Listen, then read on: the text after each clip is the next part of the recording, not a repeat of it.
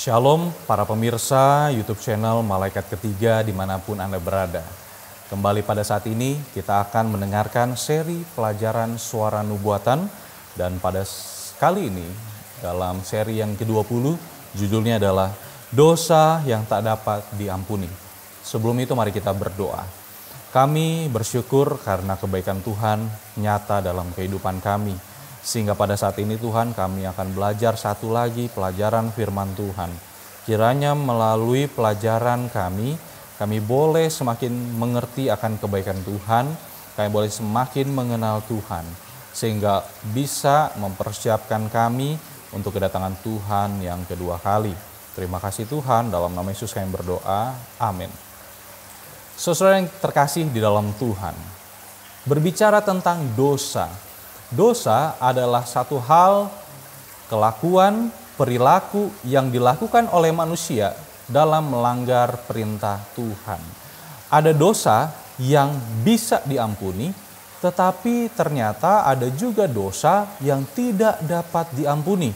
Ada dosa yang bisa diampuni, tetapi ada juga dosa yang membawa kepada maut. Pelajaran kita pada saat ini memberikan kita sebuah informasi. Dosa yang tak dapat diampuni. Kita mengerti bahwa dasar atau sifat dari karakter Allah adalah kasih, Allah adalah penyayang, Allah panjang sabar dan suka mengampuni.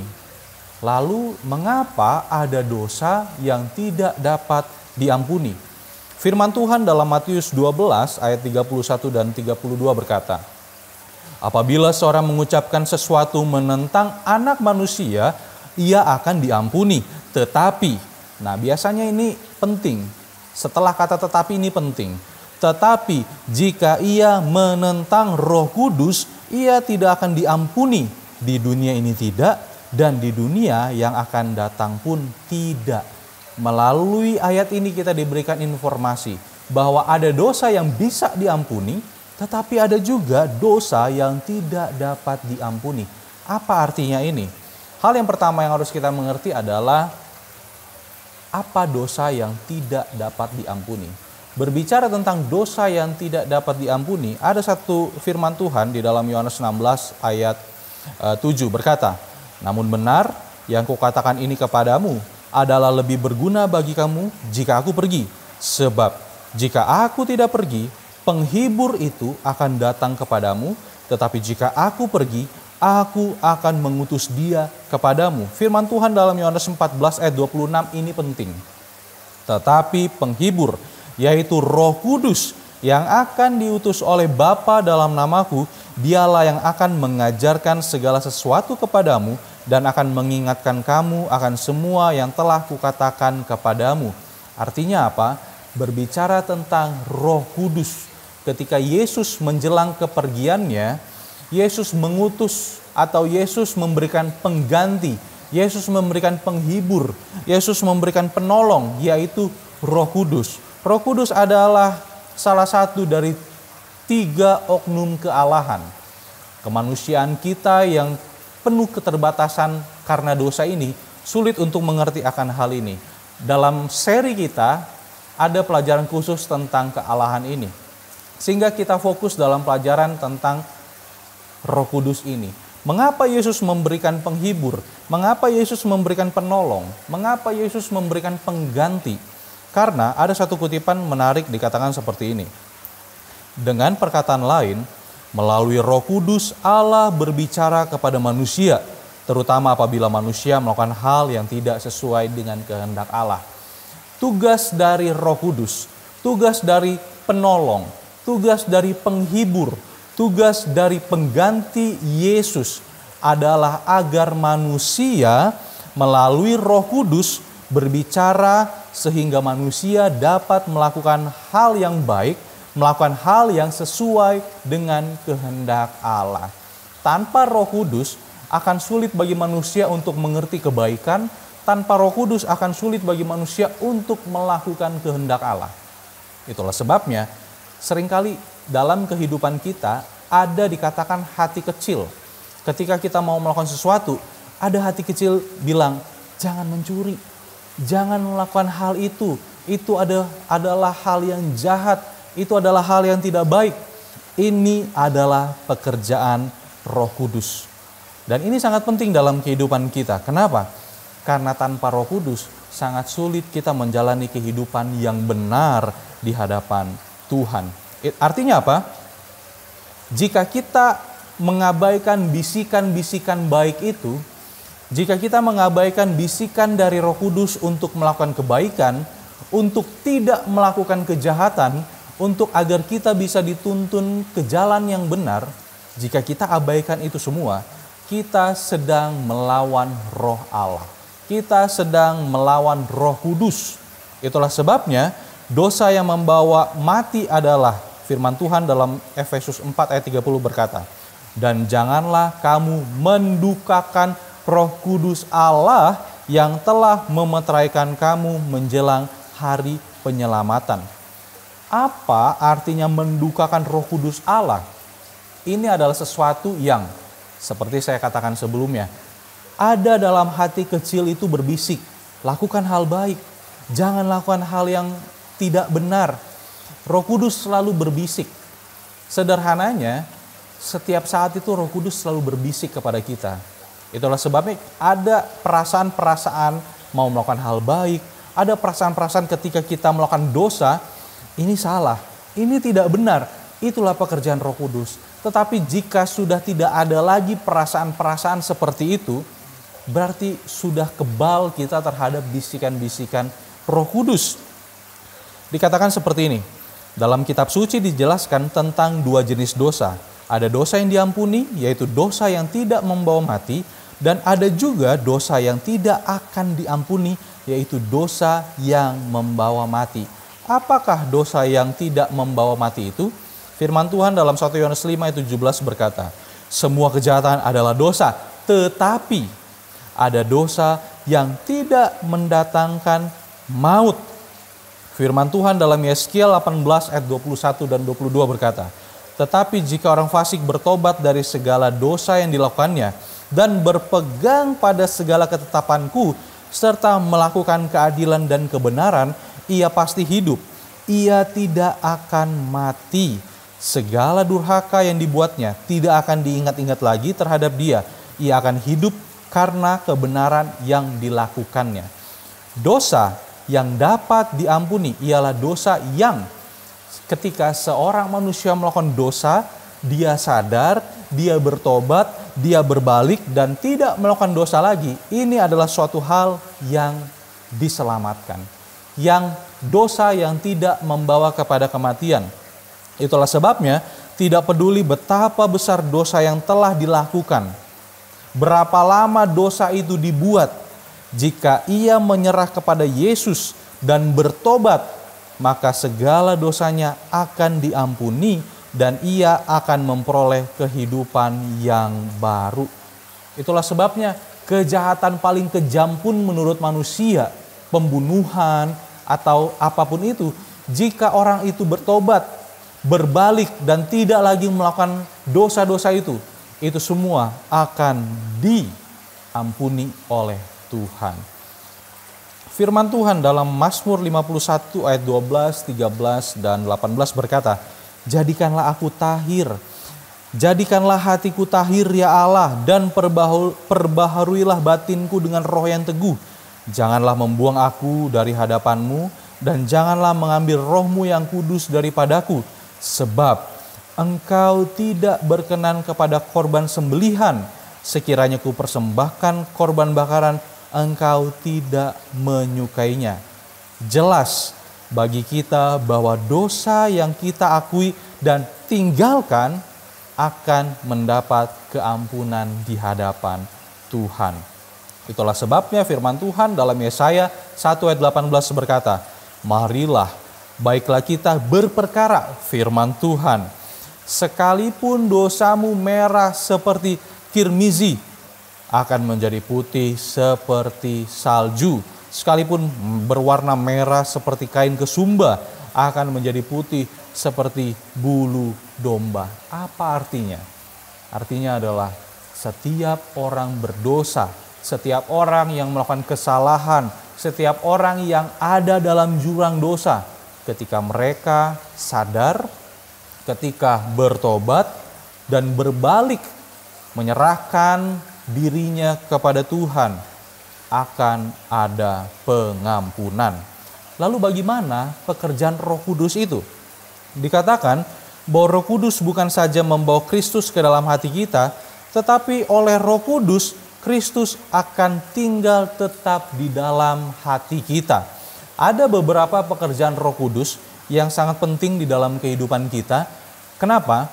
Karena tanpa pertolongan Roh Kudus, sangat sulit kita hidup di dalam dunia yang semakin gelap ini. Yang pertama, Roh Kudus memberikan kepada kita kekuatan yang kita perlukan untuk mengalahkan dosa. Tanpa pertolongan Roh Kudus, sulit bagi kita untuk melawan dosa. Firman Tuhan dalam Yeskiel 36 ayat 27 berkata, "Rohku akan kuberikan diam di dalam batinmu, dan aku akan membuat kamu hidup menurut segala ketetapanku dan tetap berpegang pada peraturan-peraturanku dan melakukannya." Melalui apa? Melalui Roh Kudus. Yang kedua, Roh Kudus adalah sebagai guru kebenaran, akan memimpin kita pada kebenaran. Kalau dibilang guru, artinya mengajarkan kita, mengingatkan kita. Firman Tuhan dalam Yohanes 16 ayat 13 berkata, "Tetapi apabila Ia datang, penolong, penghibur, pengganti Yesus, yaitu Roh kebenaran, Ia akan memimpin kamu ke dalam seluruh kebenaran. Sebab Ia tidak akan berkata-kata dari dirinya sendiri, tetapi segala sesuatu yang didengarnya, itulah yang akan dikatakannya, dan Ia akan memberitakan kepadamu hal-hal yang akan datang." Pekerjaan Roh Kudus. Yang ketiga, Roh Kudus mengubahkan tabiat kehidupan kita. Firman Tuhan dalam 2 Korintus 3 ayat 18 berkata, "Dan kita semua mencerminkan kemuliaan Tuhan dengan muka yang tidak berselubung. Dan karena kemuliaan itu datangnya dari Tuhan yang adalah Roh, maka kita diubah menjadi serupa dengan gambarnya dalam kemuliaan yang semakin besar." Tabiat manusia yang sudah rusak dengan pertolongan Roh Kudus akan diperbaiki. Dan ini adalah proses kehidupan hari demi hari. Yang keempat, pekerjaan dari Roh Kudus adalah dengan pertolongan Roh Kudus, kehidupan kita akan bertumbuh tiap hari kepada kesempurnaan sampai Yesus datang. Tanpa pertolongan Roh Kudus, sulit bagi kita untuk bertumbuh. Sulit bagi kita dipersiapkan untuk kedatangan Tuhan yang kedua kali. Firman Tuhan dalam 1 Yohanes 3 ayat 2 berkata, "Saudara-saudaraku yang terkasih, sekarang kita adalah anak-anak Allah, tetapi belum nyata pada keadaan kita kelak. Tetapi kita tahu bahwa apabila Kristus menyatakan dirinya, kita akan menjadi sama seperti Dia, sebab kita akan melihat di dalam keadaannya yang sebenarnya." Pekerjaan Roh Kudus yang kelima adalah menguatkan iman dan keyakinan kita dalam kepercayaan kita kepada Allah dan menjadi anak-anak Allah. Tanpa pertolongan Roh Kudus, sulit bagi kita bertahan dalam iman kita. Sulit kita bertahan dalam dunia yang gelap ini. Iman kita akan goyang. Iman kita akan susah, akan sukar bertahan tanpa pertolongan Roh Kudus. Pekerjaan Roh Kudus yang selanjutnya yang keenam adalah Roh Kudus menghiburkan kita apabila kita dalam kesusahan dan memberikan damai dan kesejahteraan. Pertolongan melalui Roh Kudus akan memberikan kita kedamaian di tengah duka, di tengah kesulitan. Firman Tuhan dalam Kisah Para Rasul 9 ayat 31 berkata, "Selama beberapa waktu, jemaat di seluruh Yudea, Galilea dan Samaria berada dalam keadaan damai. Jemaat itu dibangun dan hidup dalam takut akan Tuhan. Jumlahnya makin bertambah besar oleh pertolongan dan penghiburan Roh Kudus." Akan ada kedamaian, akan ada kesatuan, akan ada kesejahteraan, dan akan ada penghiburan di tengah-tengah kesusahan dan penderitaan ketika Roh Kudus ada bersama dengan kita. Yang ketujuh, Roh Kudus menolong dan mengajar kita dalam masa kepicikan. Dalam masa sulit, dalam masa kepicikan, Roh Kudus akan menolong kita. Firman Tuhan, Roma 8 ayat 26 berkata, demikian juga Roh membantu kita dalam kelemahan kita, sebab kita tidak tahu bagaimana sebenarnya harus berdoa, tetapi Roh sendiri berdoa untuk kita kepada Allah dengan keluhan-keluhan yang tidak terucapkan. Menarik ya? Bahkan kita sendiri pun tidak tahu berdoa. Kita sendiri dalam kelemahan kita sulit. Ketika lagi susah, mau berdoa aja susah. Roh Kudus menolong Anda dan saya untuk berdoa. Dan yang terakhir, Roh Kudus mengaruniakan pula kepada kita berbagai karunia, melakukan pekerjaan yang baik bagi pekerjaan Allah, perkataan hikmat, menyembuhkan, bernubuat, bahkan mujizat. Inilah pentingnya Roh Kudus di dalam kehidupan kita. Tanpa pertolongan Roh Kudus, maka kita tidak dapat mengalahkan dosa-dosa di dalam kehidupan kita. Tanpa Roh Kudus, sulit bagi kita menjalani kehidupan yang sulit ini. Dalam setiap penderitaan, duka cita, itu semua karena pertolongan Roh Kudus, sehingga kita bisa bertahan sampai saat ini. Itulah sebabnya dosa melawan Roh Kudus adalah hal yang sangat penting yang harus kita mengerti. Kenapa? Karena dari zaman dulu kala, di bawah pengaruh Roh Kudus, Allah telah menyuruh nabi-nabi kepada umat Israel agar mereka bertobat dan kembali kepada Allah. Dan itulah yang dilakukan oleh Roh Kudus sampai sekarang, bahkan sampai Tuhan datang. Menolong agar orang banyak, agar umat manusia tidak hancur dalam dosa, agar umat manusia bisa selamat. Firman Tuhan dalam Ibrani 4 ayat 6 dan 7 berkata, jadi sudah jelas bahwa ada sejumlah orang akan masuk ke tempat perhentian itu. Sedangkan mereka yang kepadanya lebih dulu diberitakan kabar kesukaan itu, tidak masuk karena ketidaktaatan mereka. Sebab itu, ia menetapkan pula suatu hari, yaitu hari ini, ketika ia telah sekian lama berfirman dengan perantaran Daud seperti dikatakan di atas, pada hari ini, jika kamu mendengar suaranya, janganlah keraskan hatimu. Roh Kudus selalu berbisik setiap saat kepada Anda dan saya. Untuk apa? Agar kita dalam keadaan baik. Agar kita tidak melakukan kesalahan. Agar kita tidak melakukan dosa. Kenapa? Kenapa Roh Kudus ini menjadi penolong bagi Anda dan saya? Agar Anda dan saya mendapatkan keselamatan. Adapun firman Allah mengenai pekerjaan Roh Kudus itu, kita lihat bahwa apabila seorang mengucapkan sesuatu menentang anak manusia, ia akan diampuni. Tetapi jika ia menentang Roh Kudus, ia tidak akan diampuni. Lihat, dosa-dosa itu bisa diampuni. Sejahat apapun dosa itu bisa diampuni. Tetapi dosa ketika menghujat Roh Kudus melalui apa? Udah gak mau lagi mendengar kata hati kita, sudah tidak mau lagi, sudah tahu itu salah tapi kita tetap langgar, sudah tahu itu tidak boleh dilakukan, tetap kita lakukan, sudah tahu melakukan yang baik harus dilakukan tapi tidak dilakukan. Itu semua Roh Kudus buat, itu semua Roh Kudus bisikan kepada kita tapi kita hiraukan, kita abaikan, kita sedang melawan Roh Kudus. Firman Tuhan dalam Kisah Para Rasul 7 ayat 51 dan 53 berkata, hai orang-orang yang keras kepala dan yang tidak bersunat hati dan telinga, kamu selalu menentang Roh Kudus sama seperti nenek moyangmu, demikian juga kamu. Kamu telah menerima hukum Taurat yang disampaikan oleh malaikat-malaikat, tetapi kamu tidak menurutinya. Lihat, sedangkan ada Roh Kudus yang menolong, sedangkan sudah ada Roh Kudus yang menuntun kehidupan kita, masih banyak manusia, bahkan seringkali kita secara pribadi tidak taat, tidak turut, tidak takut, apalagi tanpa Roh Kudus. Tuhan sangat baik dalam kehidupan kita ketika Tuhan memberikan penolong, ketika Tuhan memberikan penghibur, ketika Tuhan memberikan Roh Kudus, Roh Allah dalam menuntun kehidupan kita sampai Tuhan datang. Artinya apa? Jelas bagi kita bahwa seorang yang terus menolak panggilan Roh Kudus tidak akan ada lagi pertolongan baginya, walaupun Yesus sendiri tidak akan dapat menolong orang yang tetap mencintai kejahatan dan yang tidak mau menyerahkan dirinya kepada Allah untuk dibenarkan dan disucikan. Pelajaran bagi kita, Bapak, Ibu, saudara-saudara yang terkasih di dalam Tuhan. Bagaimana dengan keadaan kita saat ini? Apakah kita mendengar suara Roh Kudus berbicara kepada kita?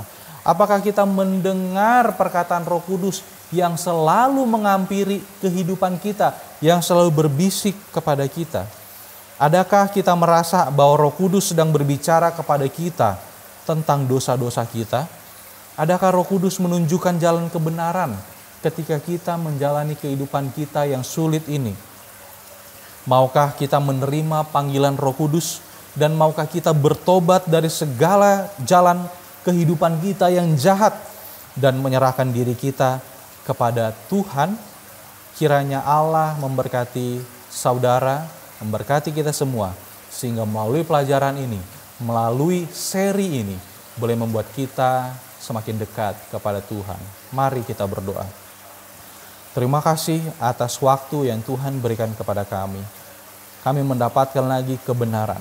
Bagaimana Roh Kudus menolong kehidupan kami, menuntun, memimpin kehidupan kami yang gelap ini.